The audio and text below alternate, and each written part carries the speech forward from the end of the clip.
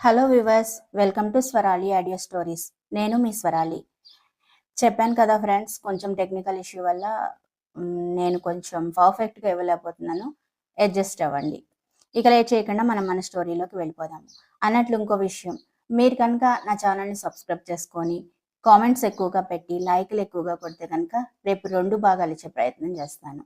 ఓకేనా ఫ్రెండ్స్? ఇక లేట్ చేయకుండా స్టోరీలోకి వెళ్ళిపోదాం.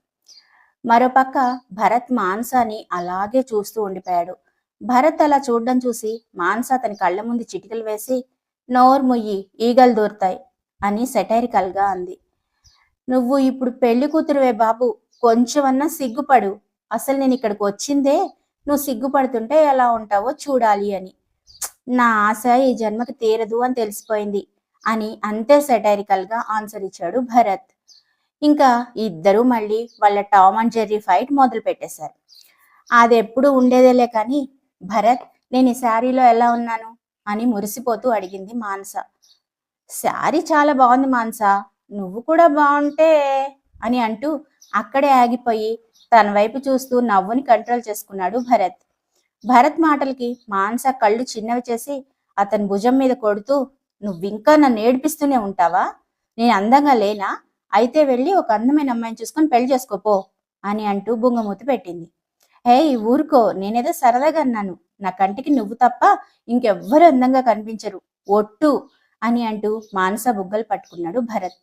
భరత్ అలా అనేసరికి మానస బుగ్గలు సిగ్గుతో ఎర్రబడ్డాయి. ఆ 2 జంటలు వాళ్ల ప్రేమ కడలిలో మునిగిపోయి ఉన్నాయి. మరోవైపు లల్లి సూర్యాన్ని వెతుక్కుంటూ అతని గదిలోకి వెళ్ళింది. అతని మంచం మీద ఒక టవల్ కప్పి ఏదో దాచిపెడుతున్నాడు. అది చూసిన లల్లి దాన్ని చూడ్డానికి ఇంకొంచెం ముందుకు వెళ్ళింది. అంతలో సూర్య వచ్చి దాన్ని తీసుకొని వెనక్కి దాచేశాడు. సూర్య, ఏంటది? ఎందుకు నా దగ్గర దాస్తున్నావు అని అనుమానంగా అడిగింది లల్లి. లల్లి అడిగిన వెంటనే ఆ బాక్స్ తీసుకొని పక్కనే ఉన్న అల్మరాల్లో దాచేశాడు సూర్య. ఏంటి సూర్య, ఏంటి దాస్తున్నావు? నేను అడుగుతున్నాను కదా, చూపించు ప్లీజ్ అని అడుగుతూ దాన్ని లాక్కునే ప్రయత్నం చేసింది లల్లి. సూర్య తన చేతిలో ఉండి దాన్ని లాక్కోవడానికి చాలా ట్రై చేశాడు. కానీ లల్లి మాత్రం దాన్ని అస్సలు వదిలిపెట్టలేదు. తను వెంటనే ఆ బాక్స్ ఓపెన్ చేసి చూసింది. సూర్య, ఇది చాలా అందంగా ఉంది, ఎవరి కోసం కొన్నావు అని ఆశ్చర్యంగా చూస్తూ అడిగింది. ఇది నేను నీకోసమే కొన్నాను లల్లి అని అంటూ సూర్య కాస్త మొహమాట పడుతూ చెప్పాడు. ఏంటి, నా కోసం కొన్నావా అని షాక్ అయి లోపల చాలా సంతోషపడింది లల్లి. మరి ఇంత మంచి డ్రెస్ కొని నాకెందుకు ఇవ్వలేదు? దీని మీద ఇలా ముసుగు కప్పు ఎందుకు దాచావు అని అడుగుతూ నవ్వుకుంది లల్లి. అంటే ఇది నీకు నచ్చుతుందో లేదో అని అని అక్కడే ఆగిపోయి తలదించుకొని నించున్నాడు సూర్య. అసలు అలా ఎలా అనుకుంటావు సూర్య? నాకు నువ్వు అంటే ఎంత ఇష్టమో తెలుసా? నువ్వు నా కోసం ఏం చేసినా నేను చాలా హ్యాపీగా ఫీల్ అవుతాను. మరి ఇంత మంచి డ్రెస్ నువ్వు కొని నాకు ఇస్తే ఇంకెంత హ్యాపీగా ఫీల్ అవుతాను చెప్పు. నువ్వు నన్ను అర్థం చేసుకుంది ఇంతేనా అని చిన్నబోయి అడిగింది లల్లి. లల్లి కూడా సూర్య కోసం ఒక బ్రాస్లెట్ కొని తెచ్చింది. సూర్య తన కోసం ఆలోచించి ఇలా ఒక డ్రెస్ కొని తీసుకురావడం లల్లికి చాలా నచ్చింది. తన కళ్ళు చూస్తే తను ఎంత సంతోషంగా ఉందో అని క్లియర్గా అర్థమైపోతోంది. తను తెచ్చిన బ్రాస్లెట్ ఎలా ఉంది అని లల్లి అడిగితే దానికి సూర్య ఏమీ మాట్లాడకుండా నవ్వుతూ ఉండిపోయాడు. ఆ నవ్వుకు అర్థం ఏంటో తనకు తెలుసు. అలా ఒకరినొకరు చూస్తూ ఉండిపోయారు. ఇంతలో పంతులు గారు పెళ్లి కొడుకు పెళ్లి కూతుర్ని తీసుకురమ్మని మైక్లో అనౌన్స్ చేశాడు. అది విని అక్కడ వాళ్ళంతా కంగారు పడుతూ వాళ్ళ రూమ్స్ దగ్గరికి వెళ్ళి పిలిచారు. రామ్ ఇంకా భరత్ బయటికి వచ్చి వాళ్ళ పార్ట్నర్స్ ని బయటికి పిలిచి వాళ్ళ చేతులు పట్టుకొని మండపంలోకి నడుచుకుంటూ వచ్చారు. వాళ్ళు అలా నడుచుకుంటూ వస్తుంటే కింద హాల్లో ఉన్న వాళ్ళంతా అలాగే చూస్తూ ఉండిపోయారు. ఆ 2 జంటలు చూడ్డానికి ఎంత అందంగా ఉన్నాయో కదా అని వాళ్ళలో వాళ్ళు మాట్లాడుకోవడం స్టార్ట్ చేశారు. వాళ్ళు అలాగే నడుచుకుంటూ పెళ్లిపేట్ల మీద కూర్చున్నారు. మంజు తన ఫ్యామిలీతో పాటు ఆ పెళ్లికి వచ్చింది. సీతుని అలా చూసి తన కళ్ళు సంతోషంతో వెలిగిపోయాయి. సిరి వెళ్లి మానస పక్కన నిల్చొని తనని నవ్విస్తూ ఉంది. లల్లి మాత్రం సూర్యకి తనే పెద్ద భార్యలాగా ఫీల్ అయ్యి అతని పక్కన నుంచొని సైగలు చేస్తోంది.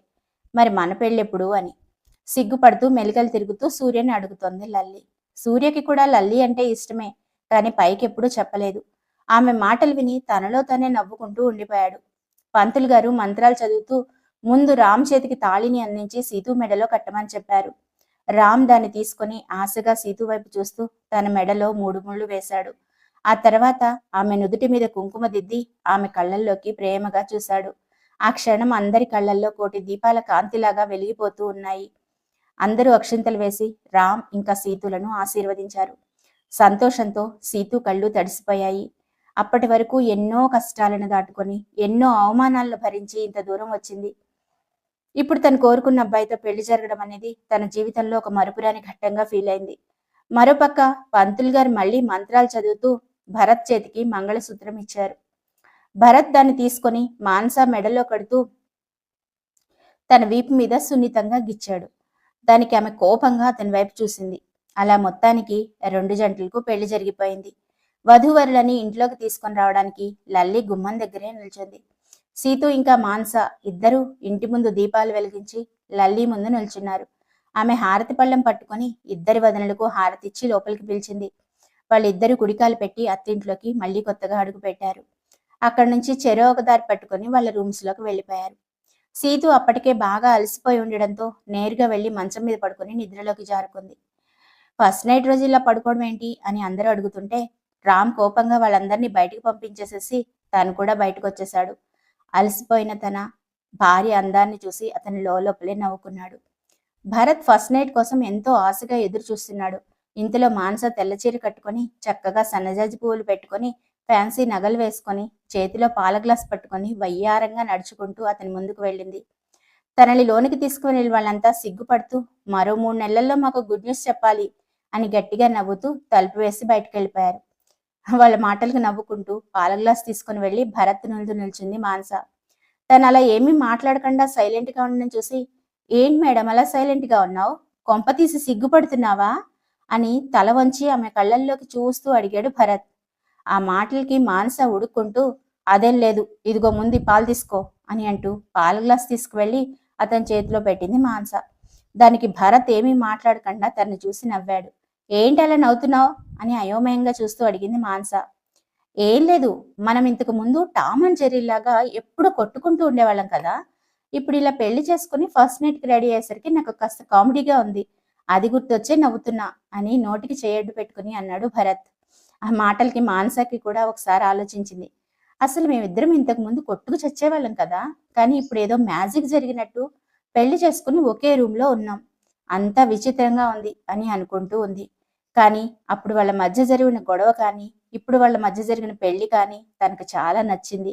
అందుకే అవన్నీ తలుచుకుంటూ తనలో తనే నవ్వుకుంది. అప్పుడు మళ్ళీ తనకి ఆ గిల్లి కజ్జాలు గుర్తుకు వచ్చి వాళ్ళ మధ్య జరిగిన విషయాలన్నీ ఒకటొకటిగా గుర్తు తెచ్చుకొని మరీ నవ్వుకున్నారు ఇద్దరు. వాళ్ళ సంతోషానికి మురిసిపోయిన చందమామ వాళ్ళకి ఏకాంతాన్ని కలిగిస్తూ మబ్బుల చాటుకు వెళ్ళిపోయింది. ఇద్దరు సంతోషంగా ఒకరిలో ఒకరు కలిసిపోయారు. మరోపక్క సీతు గాఢ నిద్రలో ఉంది. రామ్ ఒక ఇంపార్టెంట్ పని ఫినిష్ చేసుకుని ఆమె కోసం వాళ్ళ రూమ్లోకి వచ్చాడు. సీతు మత్తుగా నిద్రపోవడం చూసి నెమ్మదిగా వాష్రూమ్లోకి వెళ్ళి స్నానం చేసి బయటకు వచ్చి డ్రెస్ వేసుకున్నాడు. అలాగే వచ్చి సీతు పక్కన కూర్చొని తన అమాయకమైన రూపాన్ని చూస్తూ అలసిపోయిన తన పాదాలను చేతుల్లోకి తీసుకొని వాటిని నొక్కడం స్టార్ట్ చేశాడు రామ్. కాసేపటికి రామ్ స్పర్శ తెలిసి మెలకువ వచ్చి పైకి లేవడానికి ట్రై చేసింది సీతు. అది చూసి, హే సీతు జాగ్రత్త, అలా సడన్ గా లేవకు, అయినా నువ్వెందుకు పైకి లేస్తున్నావు, హాయిగా పడుకో అని అంటూ మళ్ళీ తనని పడుకోపెట్టేశాడు రామ్. రేపు స్టోరీలో ఎవ్వరూ ఊహించని ఒక ట్విస్ట్ జరగబోతోంది. దానికోసం ఈగర్గా వెయిట్ చేయండి. స్టోరీ కనుక నచ్చినట్లయితే లైక్ చేయండి, ఛానల్ని సబ్స్క్రైబ్ చేసుకోండి, కొంచెం సపోర్ట్ చేయండి ప్లీజ్.